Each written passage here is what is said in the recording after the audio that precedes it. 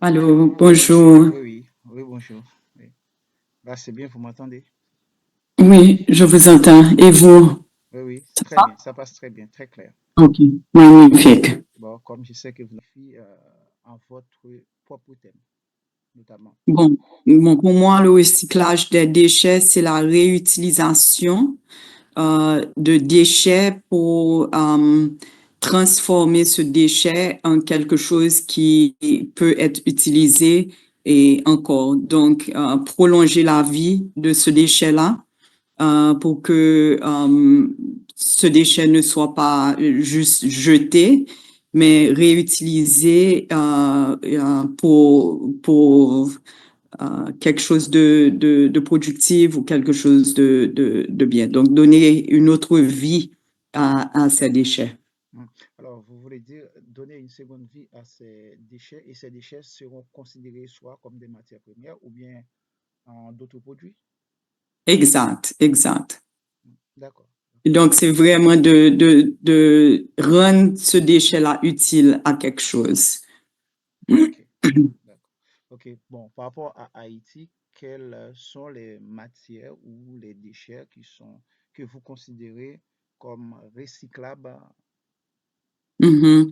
Oui. Alors, premièrement, il y a des déchets organiques, par exemple, les pelures de fruits, de légumes, certains restes de nourriture, par exemple.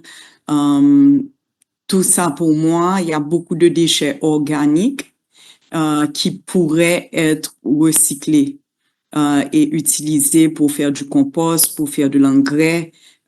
Donc, je pense que ça, c'est un élément important et qu'on aurait pu recycler en Haïti. Maintenant, en plus de ça, il y a les plastiques, par exemple. Il y a certains plastiques qui sont recyclables et nous avons une certaine expérience à Caribbean Bottling Company. Nous avons fait plusieurs expériences pour pouvoir recycler les déchets en plastique. Donc ça, je pense que dépendamment du type de plastique, il y a des opportunités là. Il y a des déchets, par exemple, des batteries de des batteries de véhicules, des pneus de véhicules, par exemple, des cartouches d'encre. Maintenant, il y a d'autres déchets comme le fer qui peut être recyclé. Et je sais qu'on fait ça en Haïti. Il y a certaines entreprises qui collectent le fer pour pouvoir recycler cette matière-là. Donc, voilà. Donc, tous ces déchets peuvent être recyclés. Je pense il y a des efforts qui se font déjà, qui ont du succès, mais je pense que surtout au niveau des déchets de produits organiques, je pense qu'il y a beaucoup plus d'efforts qui peuvent être consentis dans ce sens-là et qui peuvent augmenter la résilience d'Haïti et de notre économie et de Ok, notre production. parfait. C'est le Bon, recyclage des et déchets. Oui, bon, on s'intéresse à ça parce que dans notre industrie, par rapport à certains intrants que nous avons ou certaines matières premières que nous utilisons, on s'intéresse à ça, on lit beaucoup dans les médias, des articles, et on a investi dans des équipements de recyclage. Donc, nos fournisseurs nous ont expliqué un petit peu ce qui se passe. Donc, à travers notre entreprise, à travers les médias, à travers nos fournisseurs, à travers des conversations avec des membres de la communauté pour voir comment on pourrait résoudre certains problèmes parce que on croit beaucoup que c'est pas seulement le rôle de l'État de gérer forcément tous les services parce que en Haïti, comme on le sait, les faiblesses institutionnelles font que le secteur privé et la société civile en large doivent s'impliquer un petit peu davantage pour pouvoir offrir certains services. Donc, c'est comme ça qu'on s'est toujours intéressé à ce sujet depuis qu'on a repris surtout l'entreprise en 2005. Et on est très conscient de l'effet de nos activités sur l'environnement. Donc, tout naturellement, on s'est intéressé au sujet et ça ne s'est pas, jusqu'à aujourd'hui, on s'intéresse jusqu'à présent. Bon, oui, c'est important, surtout, bon, c'est une ressource, premièrement. C'est une ressource. Et comme toutes les autres ressources, si on peut capitaliser sur cette ressource et ne pas la gaspiller, c'est un atout. Donc, ça, c'est la première chose. Maintenant, c'est une ressource que si elle n'est pas gérée correctement, il y a des effets nuisibles sur la population, sur l'environnement, sur le bien-être futur des générations futures. Donc, il y a plein d'enjeux là. Donc, en tant que citoyen responsable, je pense que tout le monde doit se soucier des déchets parce que tout le monde génère des déchets. Et c'est notre responsabilité de savoir que ces déchets-là sont acheminés responsablement où ils devraient être acheminés pour ne pas causer de tort, non seulement sur nous, cette génération-là, mais aux générations futures. Donc voilà, c'est juste la façon que je vois ça, c'est une ressource et c'est notre responsabilité de s'assurer de maximiser cette ressource autant que possible, non seulement pour capitaliser sur cette ressource-là, mais pour s'assurer qu'il n'y a pas des effets néfastes sur nous et pas seulement dans le présent moment, mais dans les générations à venir. Donc, voilà. D'accord, d'accord, oui, c'est en termes de durabilité, c'est bien de penser à la génération future. Et aussi, comme vous avez à mentionner, c'est une ressource, hein. Exact. Voilà, par rapport à ça, j'aimerais élargir la question encore, Certainement, certainement. Alors, c'est savoir une quels ressource. seraient les avantages déjà. Mhm, Quel mhm, avantage voyez-vous dans le recyclage des déchets pour un pays comme Haïti et mhm. aussi Non, pour certainement. son environnement? Certainement. Alors, quand je parle de ressources, c'est quelque chose qui peut générer des emplois. Si la gestion de ces déchets est faite correctement et d'une manière responsable, il y a le potentiel de gérer des emplois et je vais vous donner des exemples clairs et concrets. Euh, on a repris la CBC en 2005.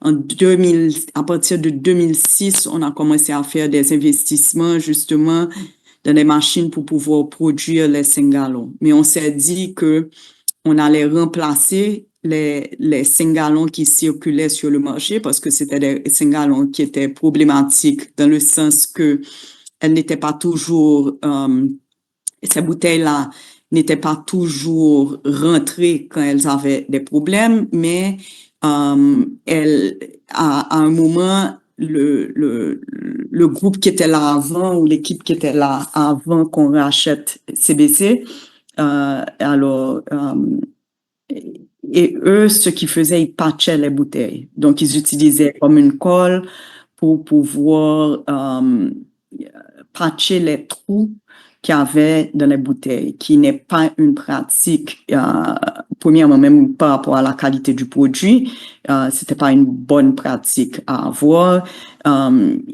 Et donc, pour nous, c'était inacceptable de continuer sur ce même chemin-là. Donc, on a décidé à l'époque d'investir dans des machines pour pouvoir produire nos propres 5 gallons parce que d'acheter les 5 gallons et de transporter les 5 gallons, ça devient extrêmement cher. Donc, et on a investi dans des équipements pour pouvoir non seulement souffler les 5 gallons, mais même créer des préformes. Donc, c'est vraiment la matière première du PET, du plastique qu'on importait au moment même et on soufflait. Bon, on faisait la première étape qui était de faire la préforme et puis après ça, on soufflait la préforme. Mais on s'est dit qu'en même temps, on serait en train d'enlever des milliers de bouteilles du marché. Donc, pour enlever ces milliers de bouteilles du marché, qu'est-ce qu'on allait faire avec ces bouteilles-là? Donc, au même moment qu'on a fait cet investissement, on a aussi investi dans des déchiqueteuses pour pouvoir recycler ces bouteilles qui étaient des bouteilles endommagées. Donc, ces bouteilles endommagées, on les rentrait à l'usine et soit on les coupait et on les utilisait pour des projets agricoles qui pouvaient prendre des bouteilles qui étaient coupées et qui voulaient, des gens qui voulaient, au lieu d'acheter des pots pour pouvoir faire leur projet, on a essayé de faire l'agriculture verticale avec certains partenaires. Donc là, soit on leur vendait les bouteilles à très faible prix. Donc, à ce moment-là, c'était plus intéressant pour eux d'acheter ces bouteilles-là de nous au lieu d'acheter des pots en plastique.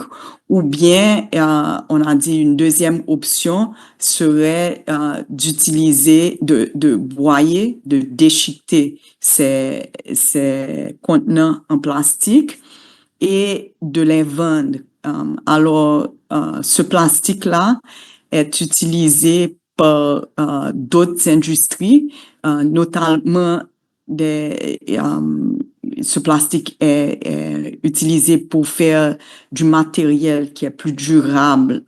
Donc, par exemple, il y a des types de polyester qui utilisent le plastique recyclé de bouteilles, ou bien vous avez du matériel qui ne permet pas à l'eau à pénétrer. Donc, ce ne sont pas simplement des tissus, mais ils utilisent de la matière recyclée de bouteilles en plastique. Ou bien, il y a des bouteilles en plastique qui sont faites de matière recyclée. Donc, il y a des compagnies étrangères et notamment, pendant un moment, la Chine était un grand consommateur de ce genre de bouteilles. Donc, il y avait deux façons à l'époque de vendre les bouteilles, les déchets, soit déchiqueter ces bouteilles-là, ou bien dans le cas de bouteilles de jus, par exemple, qui sont dans les rues, à l'époque aussi, par exemple, la Chine achetait des bouteilles compactées qui étaient des bouteilles sales qu'on arrivait à trouver dans les rues ou bien... donc, voilà. Donc, premièrement, on a commencé pour reprendre où on a commencé, comment qu'on a commencé dans le recyclage chronologiquement. On a premièrement commencé avec le recyclage des bouteilles de 5 gallons. Et cette opération-là continue au niveau de la CBC. Donc, nous avons des employés qui travaillent et au niveau de cette déchiqueteuse-là. Et ça va faire 20 ans que c'est une source d'emploi pour la CBC. Et comme je vous dis, on vend ces bouteilles-là. Et donc, nous avons des compagnies, là maintenant, c'est notamment des compagnies américaines qui achètent ces déchets-là de nous. Parfois, on passe par des brokers, je dirais, ou bien des compagnies haïtiennes qui facilitent le recyclage et on vend ces déchets-là ou ce matériel recyclé-là. On les vend à ces brokers-là. Et même maintenant, il y a des producteurs haïtiens maintenant aujourd'hui qui ont développé une capacité d'utiliser ces matières recyclées encore dans la production. Donc, et tout ce qui est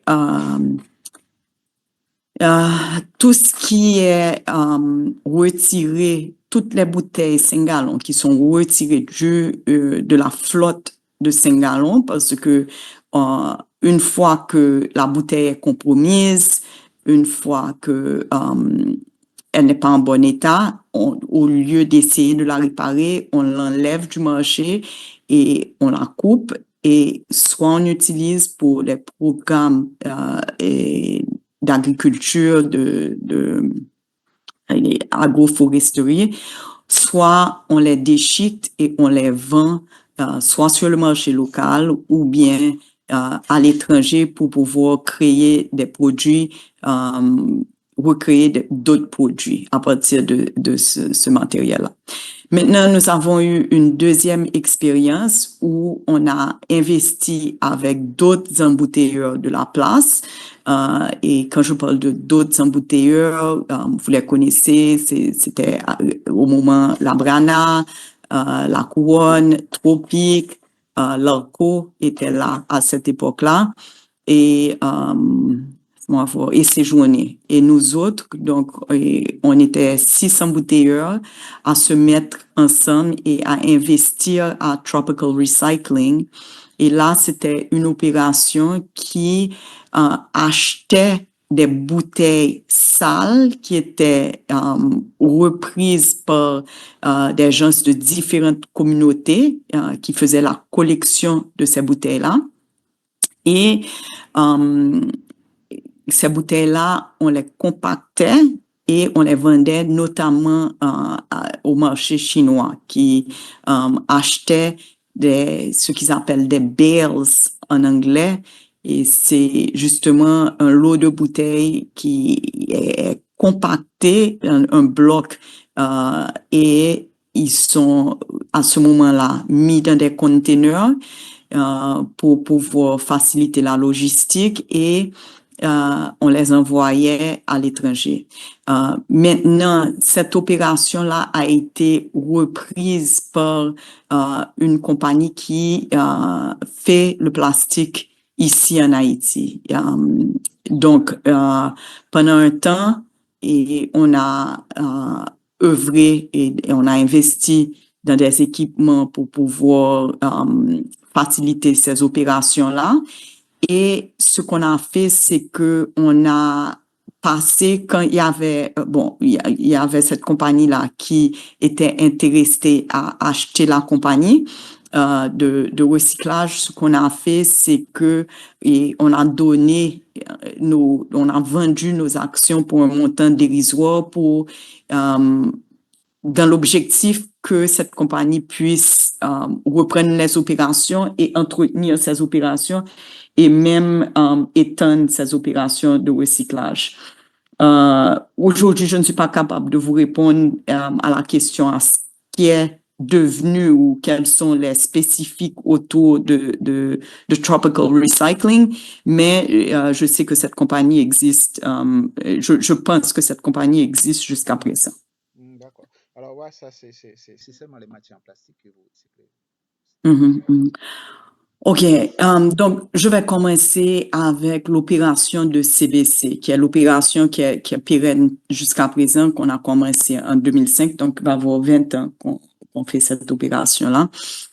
Ça, les points de collecte, en fait, sont à travers nos propres camions. Ce sont des bouteilles usagées qui ne passent pas le contrôle de qualité qu'on recycle.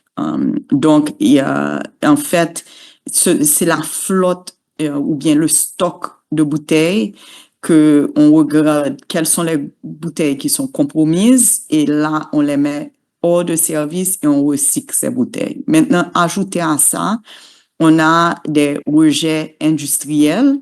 Donc, là, c'est vraiment, c'est nous autres qui générons ces rejets industriels. Donc, on a un système où, une fois que ce rejet industriel a été constaté, on l'achemine vers l'unité de recyclage et on recycle cette matière-là qui est revendue. Donc, c'est pas une perte totale pour l'entreprise. OK? Donc, ça, c'est notre opération courante. Maintenant, dans le passé, quand on était impliqué à Tropical Recycling, je suis assez sûre qu'on a vendu Tropical Recycling en 2019 et vendu, comme je vous dis, pour un montant dérisoire. Donc, c'était plutôt presque qu'on a fait cadeau de nos actions à Tropical Recycling pour que cette opération puisse continuer. Maintenant, il y avait des points de collecte. Et là, c'était des gens de la communauté, peu importe qui ils étaient, mais ils venaient et avec leur lot de bouteilles qu'ils transportaient aux différents points de collecte.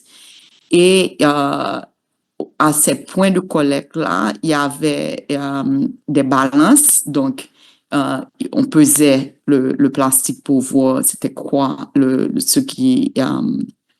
ce qui était, bon, premièrement, il y avait comme un contrôle pour voir, pour s'assurer que la bouteille était vide et qu'il n'y avait pas de bouteille remplie et puis de quoi que ce soit. Et puis après ça, il pesait le matériel et il payait en fonction de le poids du matériel. Donc, et à ce moment-là, l'entreprise elle-même disposait des moyens de logistique pour transporter ce matériel-là au point central où le baling se faisait dans ce premier temps, qui veut dire que ces bouteilles-là étaient compactées dans des blocs beaucoup plus concis pour pouvoir les envoyer vers la Chine. Quand la Chine a arrêté, je ne me rappelle pas en quelle année, mais la Chine a arrêté d'acheter justement ce plastique sale et de leur côté, ils avaient exigé qu'il y ait un traitement de ce plastique qui soit fait sur place au lieu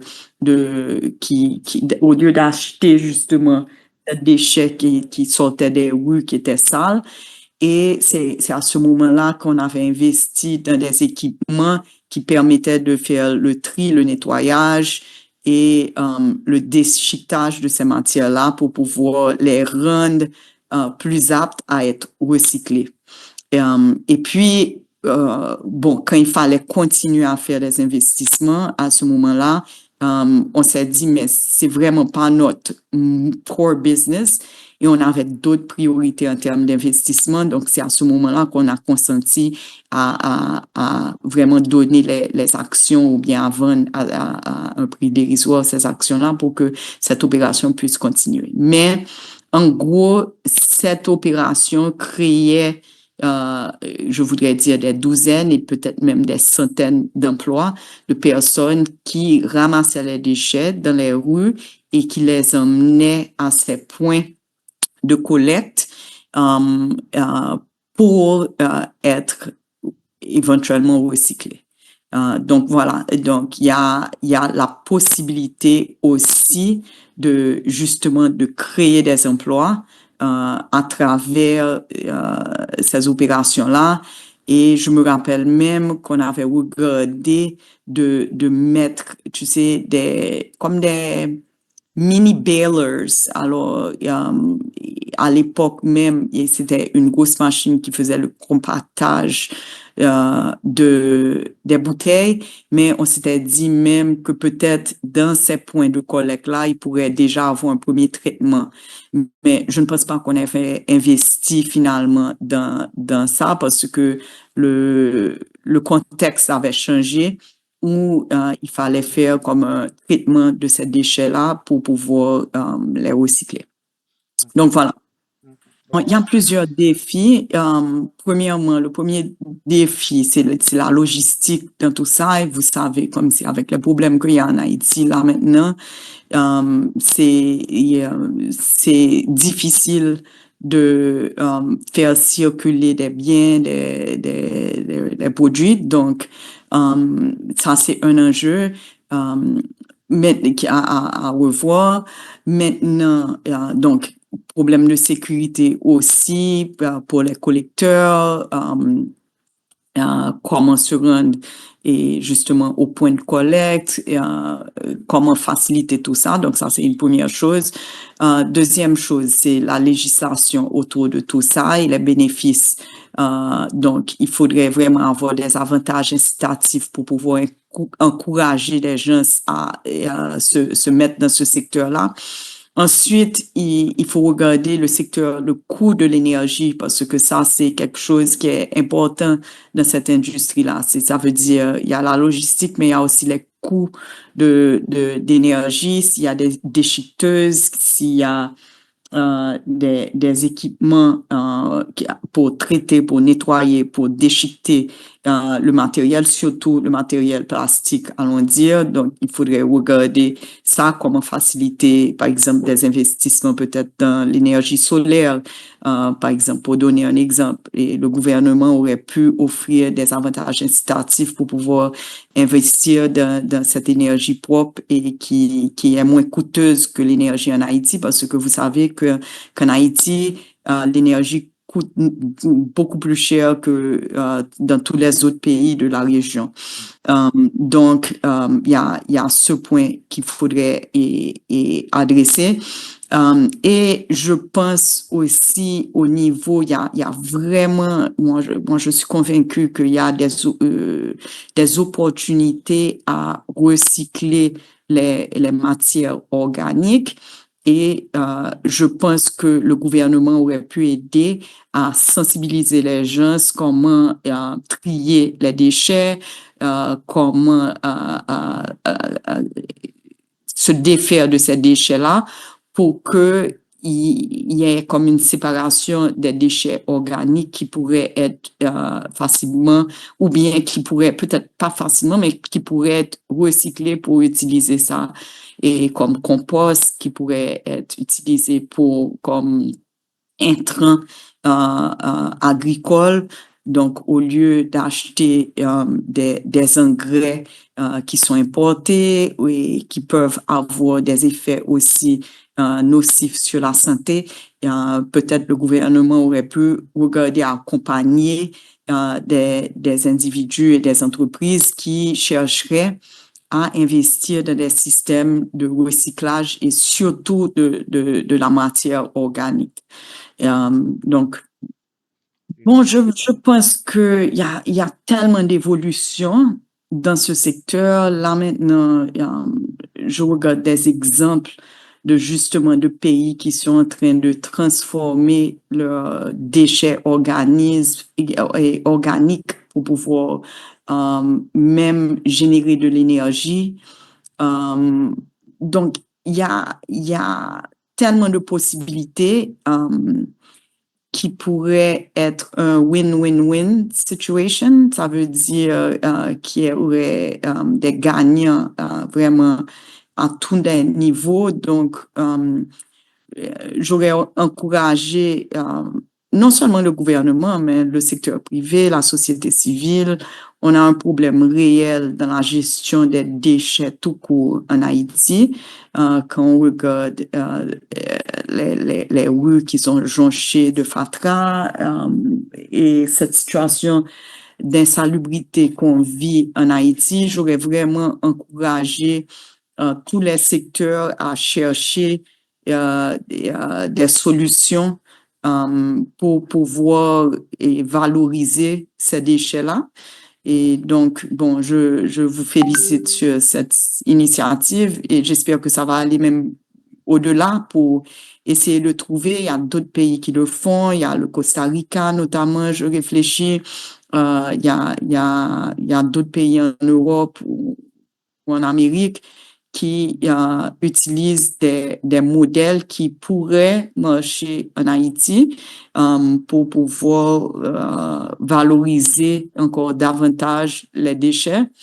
Je pense que aussi, on pourrait avoir des campagnes de communication pour instruire la population, les gens, comment gérer les déchets, comment essayer de générer moins de déchets, premièrement, et puis comment gérer les déchets qui sont là et comment capitaliser davantage sur cette ressource.